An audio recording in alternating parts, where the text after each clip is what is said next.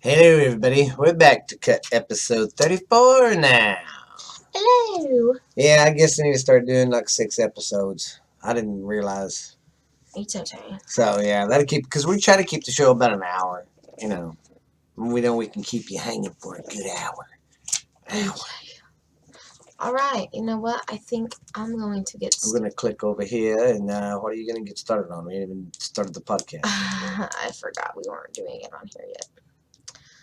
Okay. Yes, whatever. Ready? That's still red. And are you ready? Yeah. 3, 2, and... Welcome back, everybody. This is Ghost Stories Told from the South. I am your co-host, Lexi. And I am your host, Stephen LaBooth. We got some great stuff for you today, and I've got more amazing cemetery and mausoleum stories to tell you today. Dun dun dun. I got 5 on it. For pizza. Pizza. We just had pizza last night. Yeah, I think we're going to do Chili's tonight. All right, so I'm going to go ahead and I'm going to start because last time we had good old dad start. Yeah, we'll have Lexi Shibuki start. All right. Okay, so the one that I'm going to be doing is called Jamison Center / Old Brice Hospital in Alabama. Okay? Sweet home Alabama. So this place was built in Tallahassee? Tallahassee. No, there's no H. Wait, there's no... Oh, there's no... Tallahassee.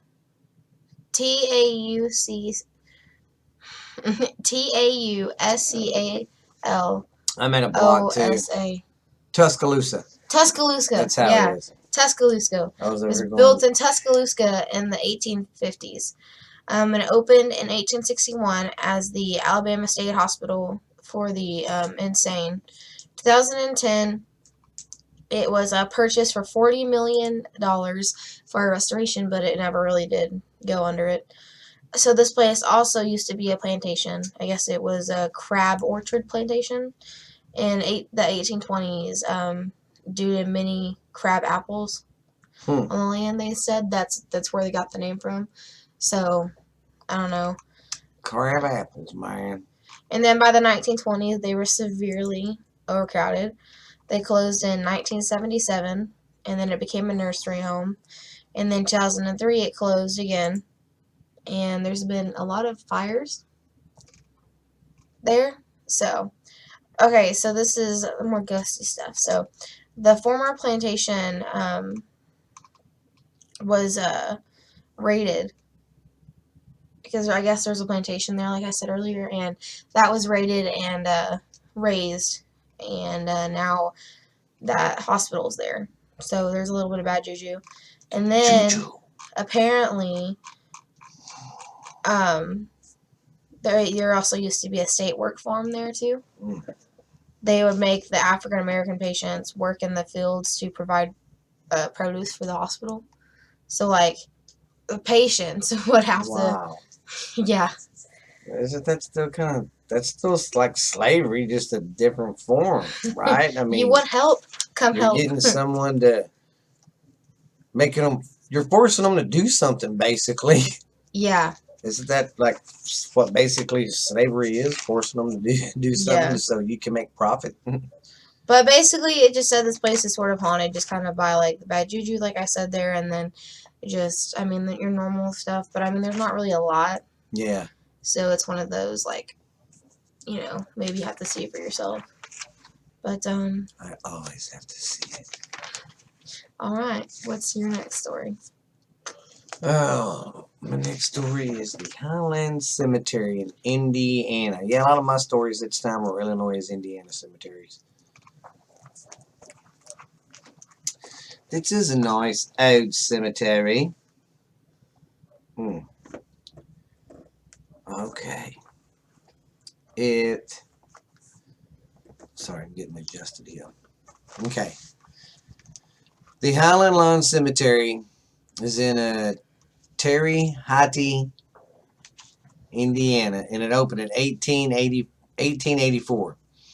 This cemetery is 140 acres. The cemetery has a big, grand entrance. Yeah, Look at its entrance. This thing it's more like going into like a military base or a castle or something. Wow. Yeah, that's just a gate to go in. Dang.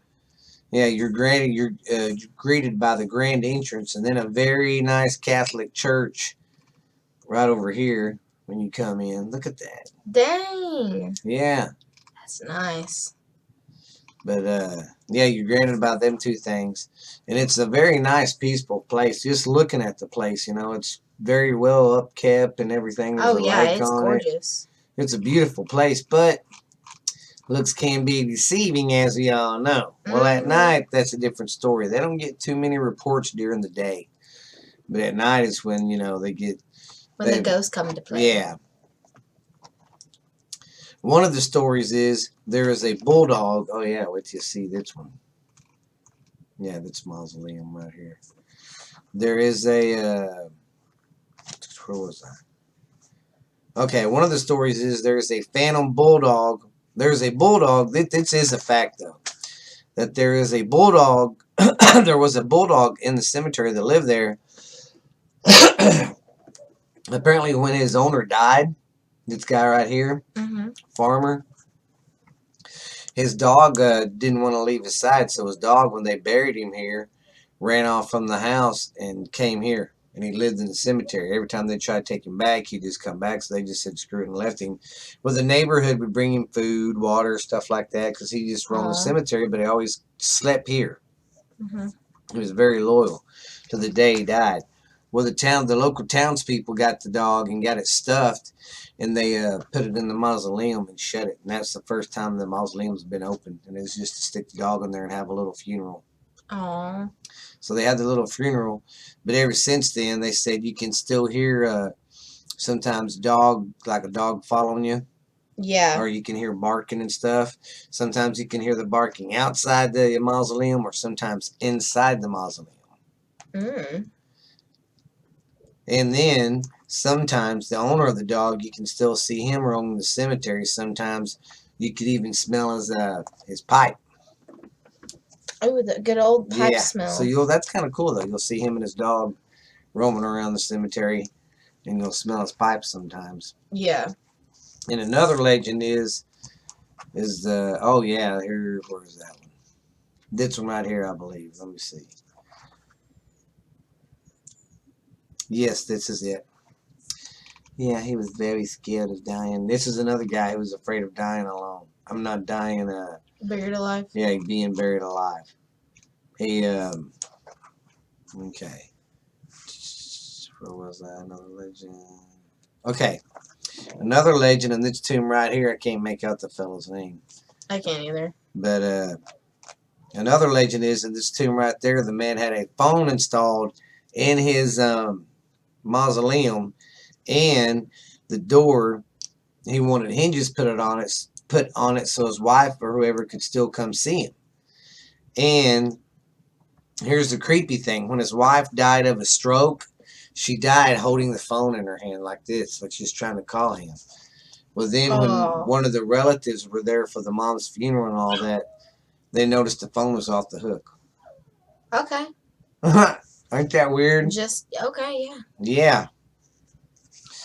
Yeah, that's pretty creepy. But they still say sometimes you can hear a phone ringing at night. No. Out there. And sometimes during the day they say they've heard, a phone going off. You better let Max in for you. Is that him whining? Yes. He's a mama's boy. I just punched my mic. Yeah, that is creepy. It is. Yeah, but he got a phone installed there just because he was afraid of dying. Alive. Max! Max! Too bad. Sorry about that, guys. I think one of the kids are playing with him. Alright. Well, I'm going to go. So, I'm going to be talking about a bridge that's haunted in Alabama. This is in Oxford, Alabama. Oxford. This place Alabama got the name from the event that, happened there, which we'll get to that in a minute. During the 1950s, a young couple's car drove off the bridge and into the water below. Because it's one of those that have, I'm not getting up again. It's one of those that have, it's literally a bridge. You know what I mean? Yeah. So it plunged off into the water below. And it earned its name because so many people believe that whenever you park on the bridge and look back over over your shoulder, the bridge represents gates of hell. So it's yeah, they call it like the gates of hell or the gate of hell. But people like the cops or the people who are in charge of the town blocked it off now because it's like falling apart, and also because of the so-called stuff that happens there. Oh yeah. Yeah. But legend is that if you stop on, you can't really do it now, but before it's closed, that if you stop on the bridge with your lights off, both the couples, like members of the couple, will come and enter your vehicle and leave wet spots on the seat. So. Sounds like they need to learn manners and quit pee-peeing on people's stuff. Quit using the bathroom on their stuff. Alright, what's your next story? My next story is Greenwood Cemetery in Illinois. Illinois is up in here. Alright. It is in Decatur, Illinois. Stop. What? Never mind. No, for real, we stopped. What? We stopped. What do you want? I was playing Red Dead, and you know how the cougar, they'll attack you? It just... You stopped us for this? I didn't even recording. That's awesome, though. It's really funny I could have sworn I heard Max a minute ago. Alright. Ready? What was I saying? I don't remember. I don't even know. You just started that story. Okay. It's cemetery in Decatur, Illinois. It's one of the most haunted cemeteries around. Many people have seen strange activities. The earliest burials started around the 1820s, and it became recognized as a cemetery in 1857. Man, that's a lot of death. Yeah. You know? That's how the what? I'm sorry, this is driving me nuts because my glasses, when I read, sometimes they go clink and they Yeah. get that, and it pisses me off. Because that's all you hear is clink, clink, Clink. Okay. The cemetery kind of went to ruins for a while. No one really took care of it, I guess. And in the 1900s, it was robbed often. And then one of the biggest mausoleums there, the best looking one, I guess, had to be torn down at one time because of the just nobody taking care of the place, and it was just going to shit. So they had to tear it down. And they say you can still hear screams coming from that area. And then before it got torn down, I didn't know this till afterwards. People would report seeing a light on inside there, and there's no electricity to the building. It's a mausoleum. I don't know what I would do in that situation. And then that cemetery has another kind of mass cemetery. There was a group of soldiers from the Civil War. I don't know if they were stationed up there, passing through or what. But they got a bad case of the yellow fever, and I think it about wiped out that whole unit. What's yellow fever? It was a bad kind of, you know how people are or you know how this corona stuff is right now, that's epidemic? That was an epidemic. It was sweeping the nation, just killing people. It was kind of like TB. I mean, it was that big. I mean.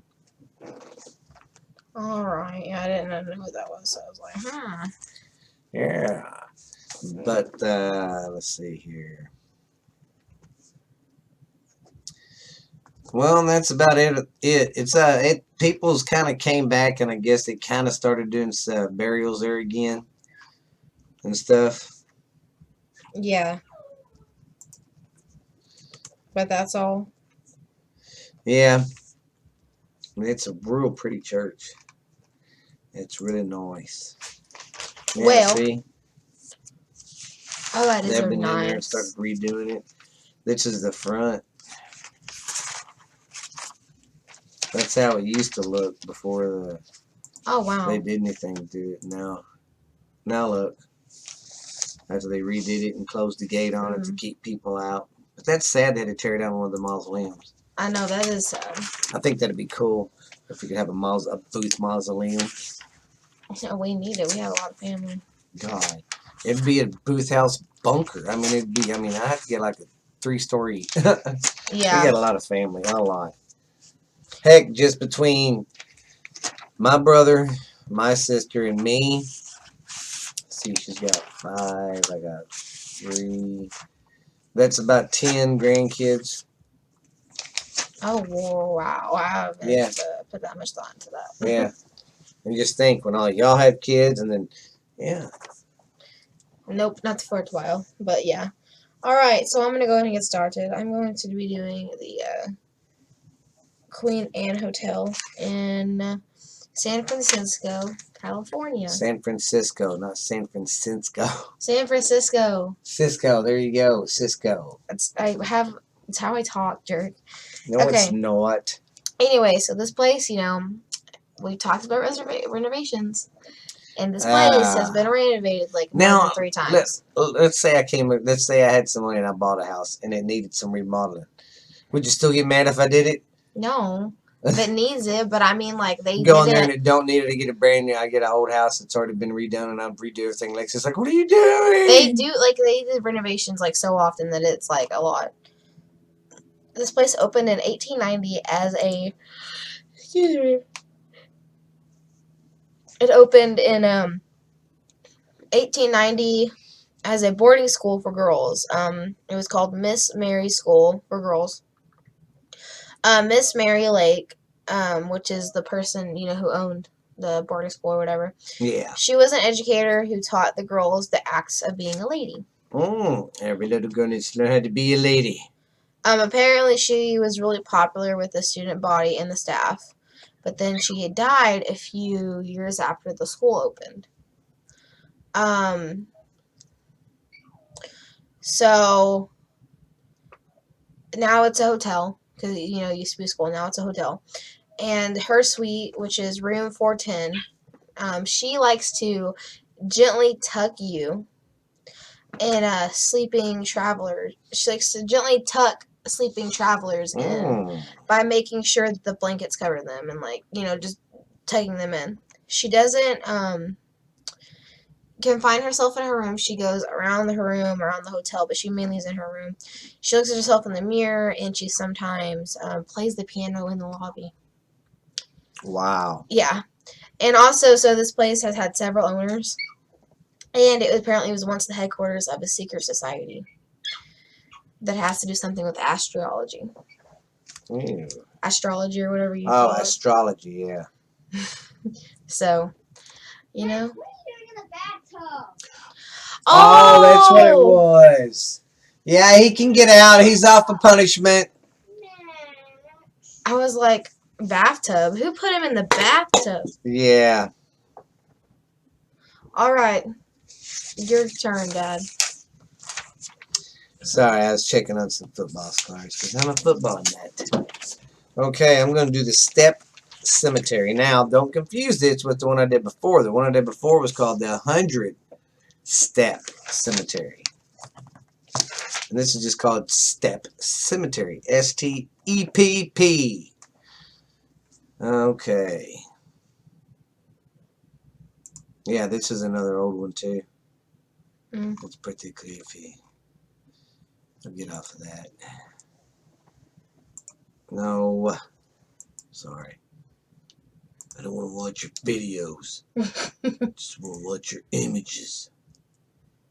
Really? This is images? Now it pulled up a map. What the? Dude, go to the image tab. There you go. There it is.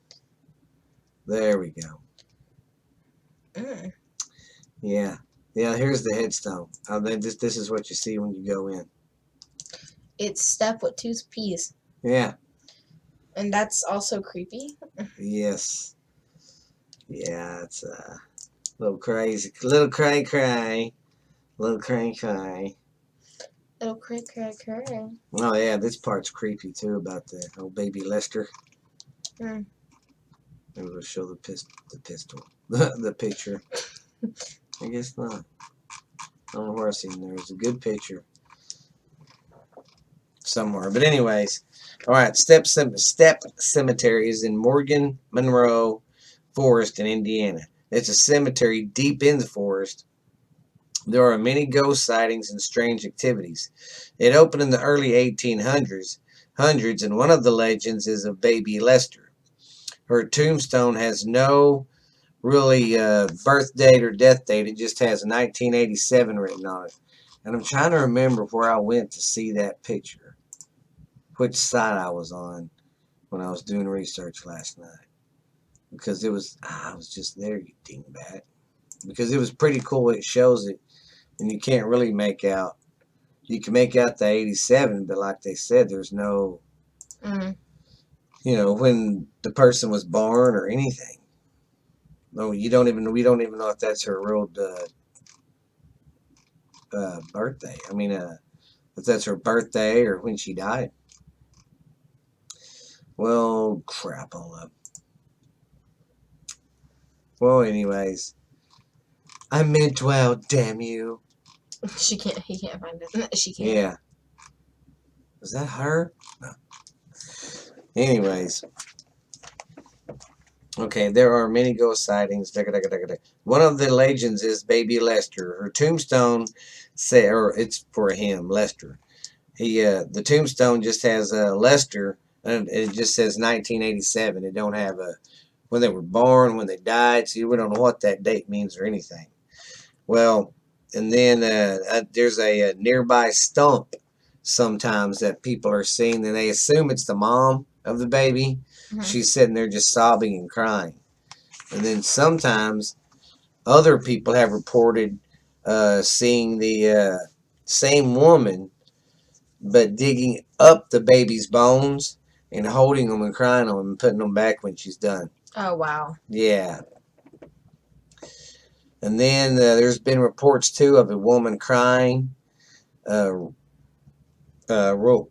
crying can be heard. Yeah.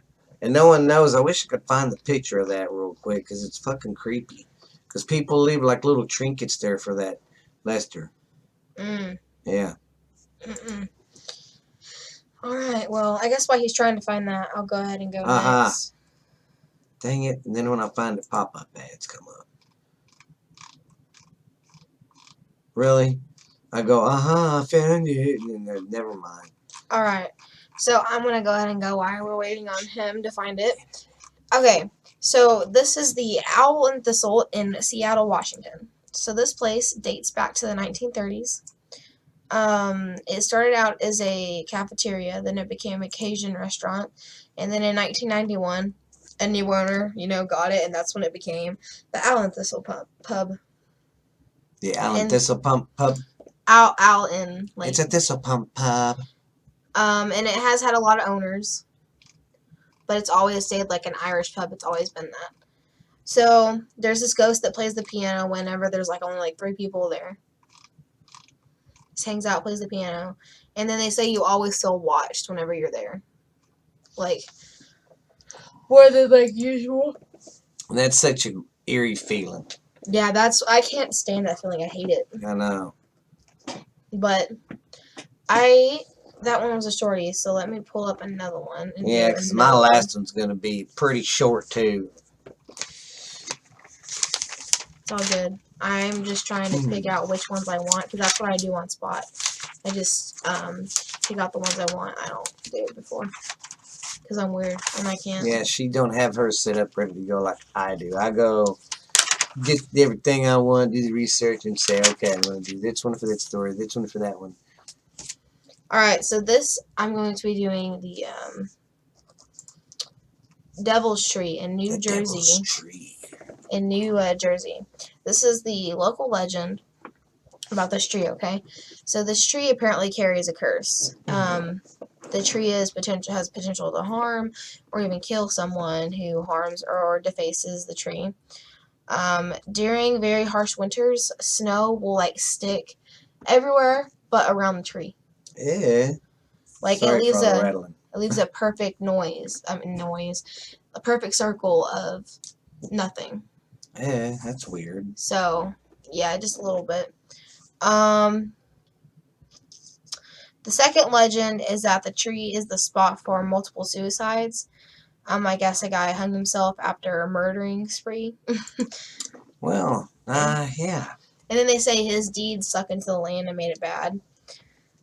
So those who touch the tree get a black stained, oily spot on their hand afterwards. Ew. And you can't wash it off, and that means you have the mark and you're gonna die. You get the mark of the beast. Yep. And then you can hear sounds of screaming inside the tree. Apparently. But No. Yeah, so That's a little too creepy there. I'm gonna say this, and then I'm not gonna talk about it anymore because it's just part of the story. But so where this is located, the area around it, I guess, was once home to the headquarters of New Jersey's branch of the KKK. Up in where? New Jersey. Oh. So that's that. Well, yeah, because it used to really not be just a southern, it wasn't a group in the South. It used to be all over the United States. Yeah. Until people started getting smart. So that their deeds and everything are in the land, and same thing with Indians and stuff like that. Whenever they're hey, ancient Indian burial ground or whatever. So, there were mobs.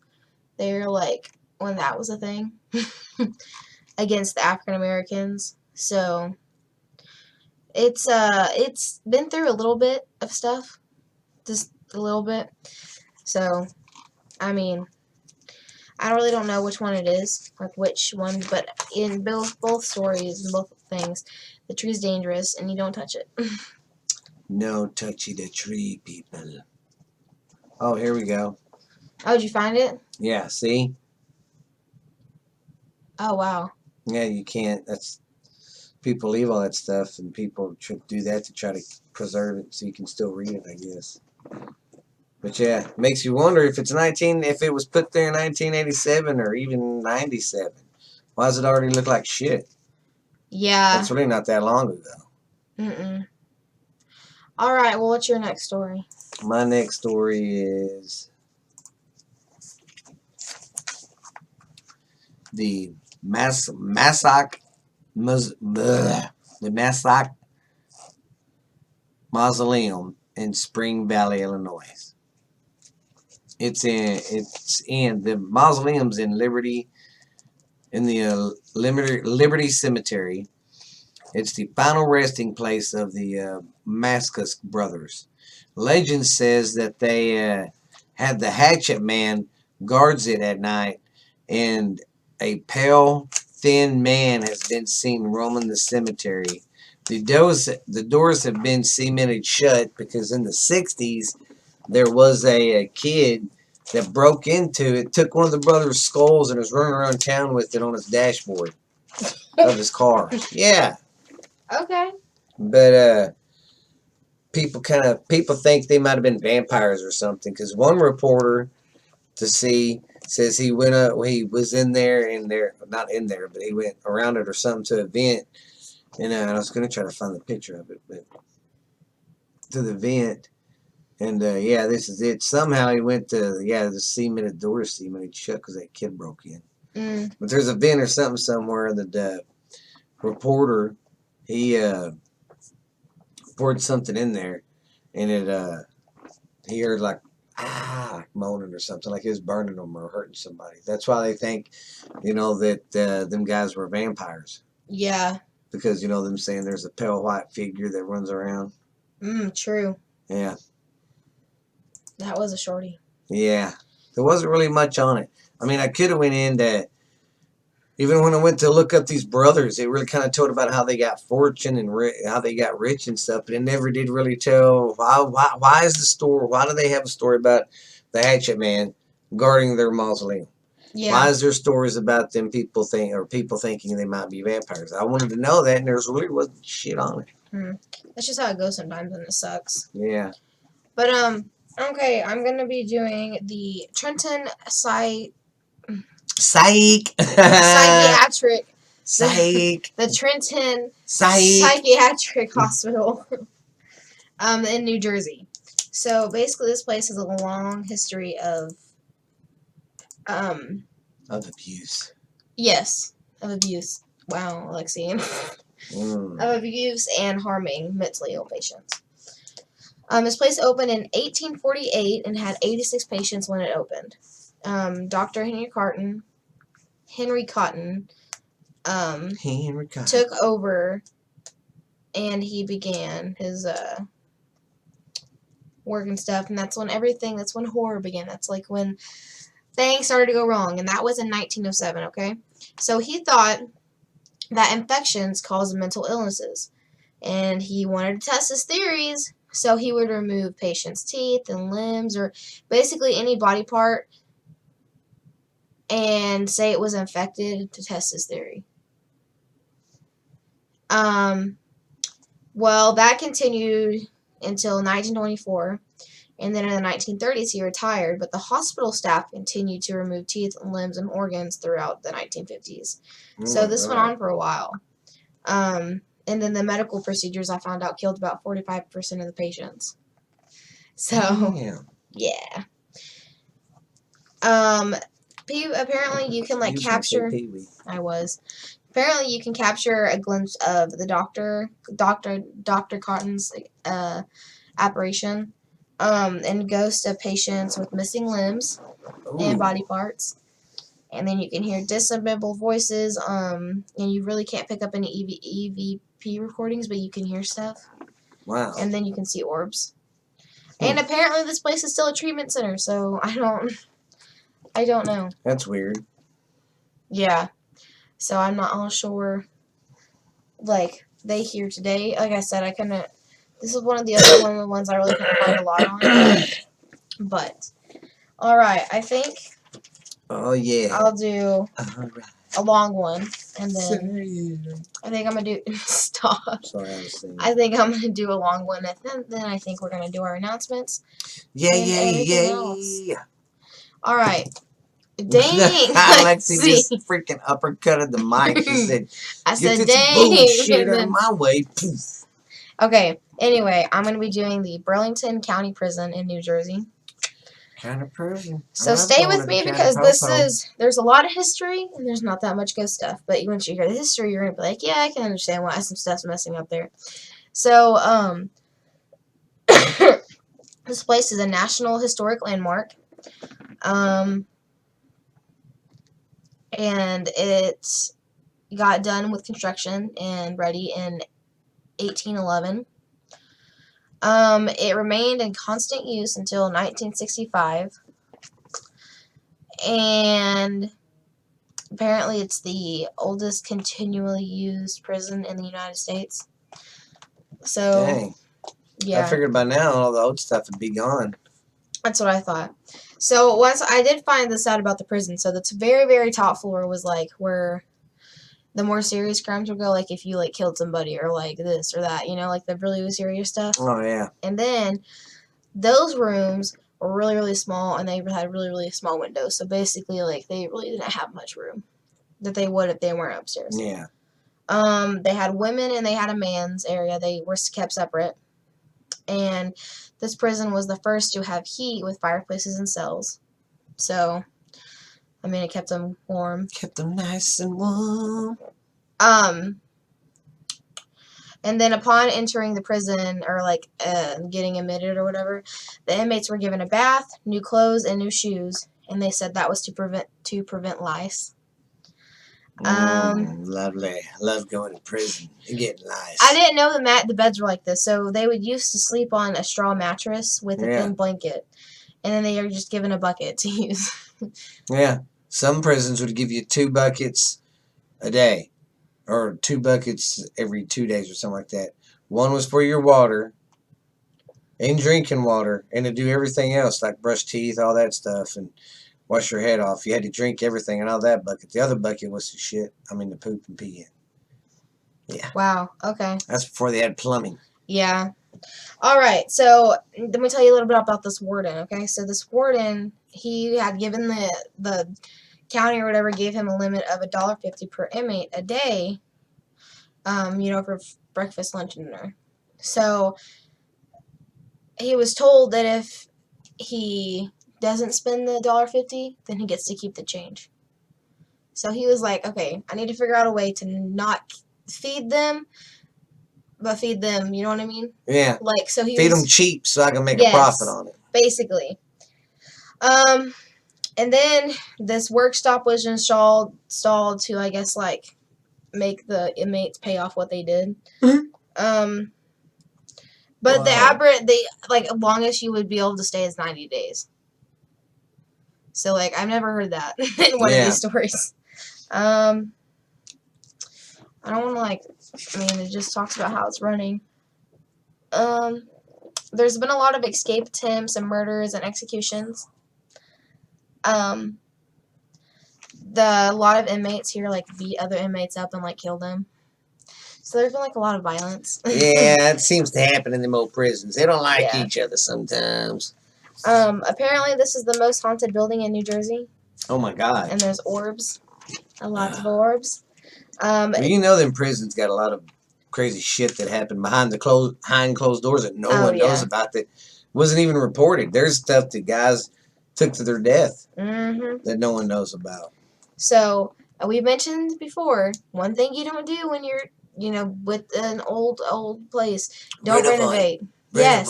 Well, they started to renovate towards the end, and these workers would report, seeing stuff, and then, like, their tools would go missing.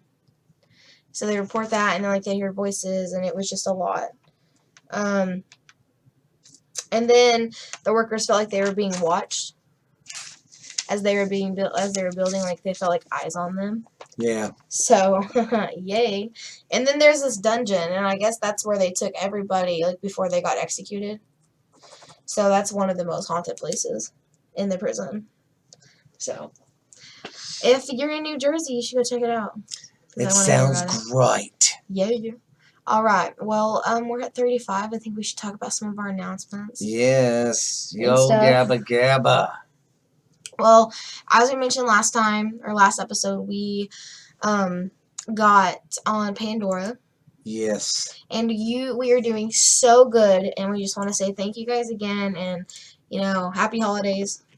And I'm pretty sure this will come out, like, right before Christmas. Oh, and remember, if y'all really want to get me something for Christmas, I'm not picky at all. Get me food, and I'll be your friend forever.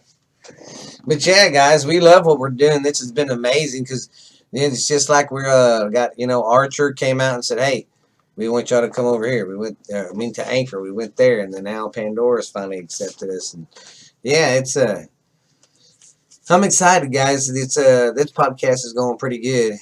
This is one of my best podcasts I got going on right now. But we'll get better with doing the research and doing a longer podcast, keeping it a good hour. We're getting close. Yeah. But we'll keep it better for you and start getting it better. But I think if you listen to our first episode till now, it's way better now. It's like, what the hell? So, yeah. Well, but don't forget, we're on Spotify, Stitcher. Oh, I have a list somewhere. Platform. We're on pretty much any. We're on any platform. Pretty much anything. YouTube, iTunes, Apple Tunes, anything. iTunes, pretty much. Apple Tunes. We're even on the Patreon. Only thing we're not really on is like adfree.com and Westinghouse and stuff like that. We'll get there. We'll get it there eventually. But yeah, guys, don't forget our emails, Ghost Stories Told from the South. Give us a clicky-licky, likey-likies. Download everything you want. Make sure to check out Facebook and Instagram. And check them out. Keep on sending stuff. Yes, and she'll get back with y'all. Yeah, just give me. And after the first of the year, I'm going to go do that other Goatman story that I got from that girl in San Antonio. So I'm going to do that story. That's one of my stories I'm going to do for the next year. I'm saving it. Yeah. So y'all do the same thing she did. Just send us a link on where to research the stuff and talk about it. And hey, we'll love to do it. Yeah. All right. Well, like I said, I think this is going to come out when Christmas is coming. So I hope you guys have a fantastic Christmas. And you will hear from us. Yeah, we're going to put out Krampus. Is it Krampus or Crumpus? I say Krampus. I say Crumpus. But I don't know which Either one's right. Me Krampus, Crumpus. I don't know. But yeah, we're going to put out our special probably like the night before Christmas or something. And then we're going to put out us saying, Happy Christmas and Merry Christmas to you guys. We're going to do a Christmas one too, like we did for Thanksgiving. And a New Year's one, so. Yeah, and I don't know what to do for New Year's. I don't know. Should we I think we should just drop 2 specials. drop 2 specials? A Hat Man. Do that one. Oh, yeah. All right. Well, we are going to go edit these and put them on the schedule. Get them ready. And I'm going to start doing stuff for our special. So, yeah. Well, All right. this has been Ghost Stories Told from the South. This is my co-host. Lexi. And I am your host, Stephen LeBooth. And this has been a Boothianos podcasting production. Thank you. Bye. Bye. Stop.